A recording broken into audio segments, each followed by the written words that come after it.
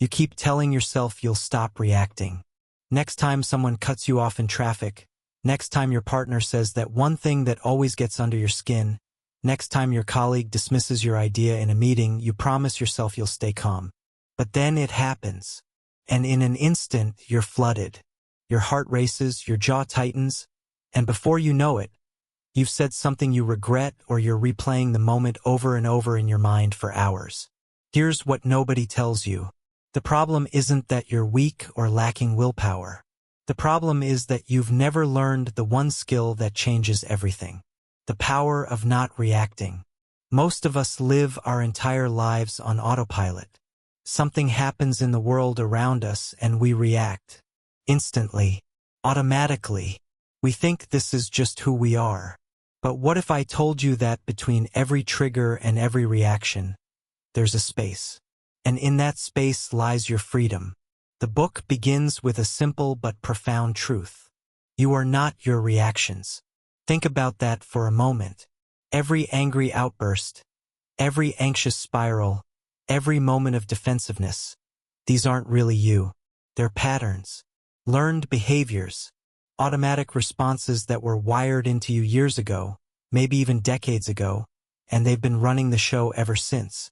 The author invites us to consider how much of our suffering is self-created. Not because we're flawed, but because we've never been taught to pause. We've been conditioned to believe that reacting quickly makes us strong, assertive, alive. But the opposite is true. Reacting without awareness makes us prisoners. Imagine your mind as a still pond. When something disturbs the surface, ripples spread outward. Most people spend their entire lives caught in those ripples, thrashing around, trying to calm the water by moving faster, thinking harder, doing more. But the ripples don't stop because you fight them. They stop when you stop disturbing the water. This is where the journey begins. With awareness. The first section of the book introduces us to the concept of the reactive mind versus the responsive mind. The reactive mind is fast, emotional, survival-based. It's the part of you that was designed to keep you alive when you were a caveman facing a lion. But here's the problem. Your brain can't tell the difference between a lion and an email from your boss. It reacts the same way. Fight, flight, freeze. The responsive mind is different. It's calm, clear, intentional. It doesn't deny emotions, but it doesn't let them hijack the steering wheel either. And here's the key. You can train yourself to live more from this place. The author shares stories of people who transformed their lives by learning this one skill. A man who nearly destroyed his marriage because he couldn't stop snapping at his wife over small things. A woman who was passed over for promotions because she got defensive every time she received feedback. A parent who realized they were parenting from a place of fear and control rather than love. All of them had one thing in common. They believed their reactions were justified. And maybe they were. But justified reactions still create suffering. So how do you begin to break free? The book introduces a practice that sounds almost too simple to work. The pause. Not meditation, not deep breathing exercises, though those can help. Just a pause. One conscious breath between stimulus and response. One moment where you notice what's happening inside you before you act on it. First, this feels impossible. Your body is screaming at you to react. Your mind is building a case for why you're right and they're wrong. But if you can find even a sliver of space in that moment, something miraculous begins to happen. You start to see that you have a choice. The book walks us through what happens in the brain during a reactive moment. There's a part of your brain called the amygdala. It's like an alarm system. When it perceives a threat, real or imagined, it floods your body with stress hormones. Your prefrontal cortex, the part responsible for rational thinking, goes offline. You literally become less intelligent when you're reactive. But here's the empowering part. You can rewire this. Neuroscience shows us that the brain is plastic. It changes based on what you practice. Every time you pause instead of react, you're strengthening new neural pathways. You're teaching your brain that you're safe, that you don't need to go into survival mode every time something uncomfortable happens. The author then takes us deeper into understanding our triggers. Why do certain things set us off while others don't? Why can one person brush off a comment that would send another person into a rage? The answer lies in our conditioning, our past wounds, our unmet needs. Most of our triggers aren't really about the present moment. They're about old pain being activated. Someone criticizes you, and suddenly you're 8 years old again, feeling not good enough. Someone ignores you, and you're back in high school, feeling invisible. The present moment is just pressing on an old bruise. This insight is crucial because it means you're not actually reacting to what's happening now. You're reacting to a story, a memory, a fear. And once you see this clearly, the grip loosens. You can start to separate past from present. The first third of the book closes with an invitation to start observing yourself. Not judging, not trying to fix anything yet, just watching. Notice when you get triggered. Notice the sensations in your body. Notice the thoughts that arise. Notice the urge to defend, to attack, to withdraw. This is where the real work begins. Because you can't change what you can't see. And most of us have been blind to our own patterns for so long that simply seeing them is revolutionary. So the question isn't whether you'll be triggered again. You will. Life guarantees that. The question is, what will you do in that space between the trigger and your response? Will you react from old programming? Or will you choose something new? Now that you've begun to see your patterns, the real challenge emerges. Because awareness alone doesn't stop the reactions. In fact, sometimes it makes things worse. You notice yourself getting triggered, and then you get triggered about being triggered. You judge yourself for not being calm enough, evolved enough, spiritual enough. And suddenly you're caught in a new kind of suffering. This is the trap that catches most people. They think the goal is to never feel reactive emotions, to become some kind of Zen master who floats above it all, unbothered, untouched. But that's not freedom. That's suppression. And suppression always backfires. The middle portion of this journey takes us into uncomfortable territory.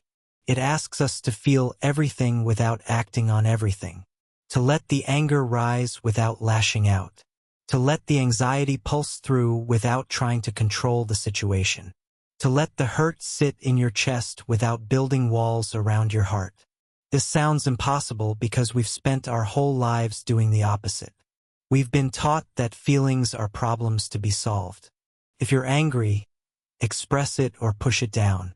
If you're sad, distract yourself or fix what's wrong. If you're afraid, avoid the thing that scares you. But none of these strategies actually work. They just keep the cycle spinning. The book introduces us to a concept that changes everything. Emotions are not the enemy. Reactions are. An emotion is just energy moving through your body. It's information. It rises, it peaks, it falls. The whole cycle takes about 90 seconds if you don't interfere with it. But most of us never let an emotion complete its natural cycle. We jump in. We narrate it, justify it, feed it with thoughts, turn it into a story about who we are or what someone did to us.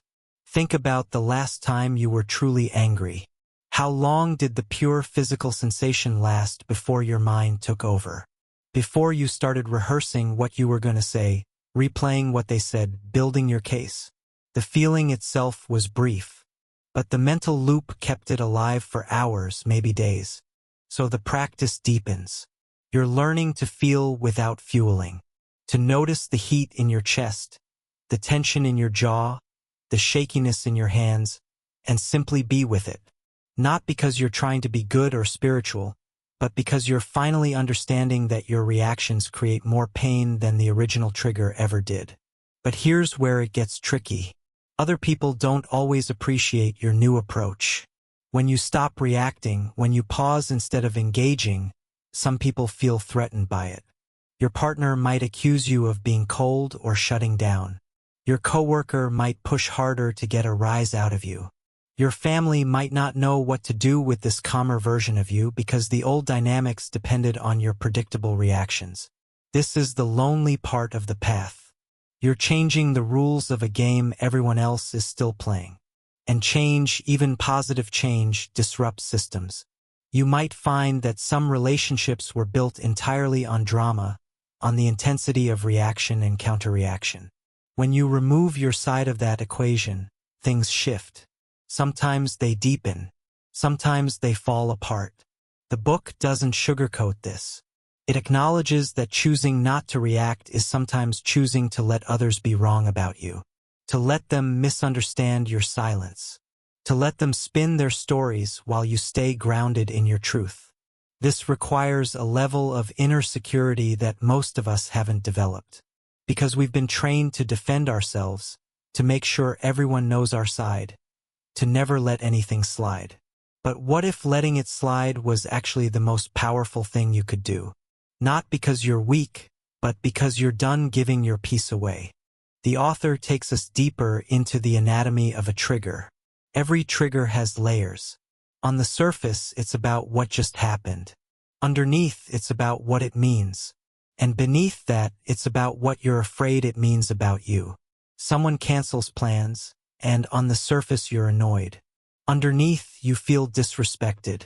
And beneath that, you're afraid you don't matter. Once you start seeing these layers, you realize that most arguments aren't about what they're about. The fight about the dishes isn't about the dishes. The frustration about being late isn't about punctuality. It's about feeling unseen, unheard, unvalued. And until you address that core wound, you'll keep reacting to surface things. This is where the work becomes deeply personal. You have to start asking yourself hard questions. What am I really afraid of? What old story is running this reaction? What part of me feels threatened right now? These questions require honesty that most people avoid their entire lives. Because the answers are uncomfortable. They reveal how much of your behavior is driven by fear, by the desperate need to be okay, to be safe, to be enough. The book shares the story of a man who spent years angry at the world. Angry at traffic, at politics, at his job, at his kids. He thought the world was the problem. But when he finally got honest, he realized he was angry at himself. For the choices he didn't make. For the dreams he abandoned. For the life he settled for. The world was just a convenient target. This kind of honesty is brutal, but it's also liberating. Because once you see what's really driving your reactions, you can start to address it. Not by fixing the external circumstances, but by healing the internal wounds. And here's what nobody tells you about this process. It doesn't get easier before it gets harder. As you become more aware, you see just how reactive you've been. You see all the damage your unconscious patterns have caused. You see the moments you can't take back, the words you can't unsay, the trust you can't unbreak. This can be devastating. But it's also the turning point, because you can't go back to being unconscious once you've woken up. You can't unsee what you've seen, and in that irreversible awareness lies the seed of real transformation. The middle section ends with a paradox. The more you try to control your reactions, the more they control you. The harder you fight against your triggers, the more power you give them. The only way through is acceptance. Not acceptance that you'll always be reactive, but acceptance that right now, in this moment, this is what's arising. And you can be with it without becoming it. The transformation doesn't happen all at once. It happens in small moments you almost don't notice. You're in a conversation that would normally set you off, and suddenly you realize you're still calm. Not because you're trying to be, but because the old button just isn't there anymore. Someone says something critical, and instead of that familiar tightness in your chest, there's just space, openness, curiosity even. This is what the final part of the journey reveals. The power of not reacting isn't about becoming emotionless or detached. It's about becoming free. Free to choose your response. Free to stay connected to yourself even when everything around you is chaotic. free to love people without needing them to be different than they are. The book takes us into what life actually looks like on the other side of reactivity. And it's not what most people expect. You don't become perfect. You still feel anger, fear, frustration, all of it. But your relationship to those feelings fundamentally changes. They move through you instead of defining you. They inform you instead of controlling you. One of the most profound shifts is in your relationships. When you stop reacting, you stop participating in the endless cycle of hurt and defense that keeps most relationships stuck. You stop needing to be right. You stop keeping score. You stop punishing people for not meeting expectations they never agreed to. And in that space, something new becomes possible. Actual intimacy. The kind that's built on presence, not performance. The author explains that most conflict isn't caused by differences. It's caused by two people reacting to their own fear and pain while blaming the other person for it. When one person steps out of that cycle, everything changes. Not because the other person changes, though sometimes they do, but because the dynamic itself shifts. There's no fight to participate in, no drama to fuel. Just two human beings, meeting in reality instead of in their stories about each other. But this doesn't mean you become passive. This is crucial to understand. Not reacting doesn't mean not responding. It doesn't mean tolerating disrespect or staying in harmful situations. It means you respond from clarity instead of chaos, from strength instead of fear. You set boundaries not to punish, but to protect your peace. You walk away from what doesn't serve you, not in anger, but in quiet certainty. The book shares the journey of a woman who spent years in a toxic work environment. She used to come home every day furious, venting for hours, unable to let it go. She thought her anger was justified, and maybe it was. But it was also destroying her health, her relationships, her joy. When she learned to stop reacting, something unexpected happened. She didn't stay in the job and suffer silently. She left. But she left cleanly, without bitterness, without burning bridges, without carrying the poison with her. She reclaimed her power by refusing to let that place live rent-free in her mind. This is the deeper teaching. Your peace is more valuable than being right. Your energy is more precious than proving a point. Your life is too short to spend it at war with reality. As the practice deepens, you start to notice patterns everywhere. You see how much of human suffering is just reactivity bouncing off reactivity. Road rage, political arguments, family feuds, global conflicts. It's all the same mechanism playing out at different scales. Someone feels threatened, they react. Someone else feels threatened by that reaction, they react back, and the cycle perpetuates itself endlessly. But you also start to see something beautiful. When you don't react, you break the chain. You become a circuit breaker in the system. Your calm becomes contagious. People feel safer around you. They soften. They drop their defenses, even if just a little. Not always, not with everyone, but enough to remind you that this path is worth walking. The final chapters bring us to a place of integration. The practices aren't practices anymore. They're just how you live. The pause isn't something you have to remember to do. It's become automatic. Not because you're controlling yourself, but because you've genuinely changed. The old neural pathways have weakened. The new ones have strengthened. You've literally rewired your brain. And here's the gift you didn't expect. When you're not constantly reacting, you have energy for things that actually matter. Creativity, joy, deep connection, presence. You realize how much of your life force was being drained by inner conflict, by arguing with reality, by trying to control things that were never yours to control. The book closes with a simple but profound truth. Life will never stop giving you reasons to react. There will always be traffic and rude people and disappointments and loss. The world will keep being the world. But you get to choose who you are in the midst of it. You get to choose whether you're tossed around by every wave or whether you're anchored in something deeper. This isn't about being spiritual or enlightened. It's about being human in the fullest sense. Awake, aware, alive. Not because everything is perfect, but because you've stopped waiting for it to be. The power of not reacting is the power to live your life instead of being lived by it. To be the author of your experience instead of a victim of your circumstances. To meet each moment fresh, without the baggage of 1,000 old wounds dictating your response. And that, ultimately, is freedom. If this summary resonated with you and you'd like more content like this that helps you live with greater clarity and peace, consider hitting the like button and subscribing to the channel. We explore books and ideas that genuinely transform how you see yourself and the world.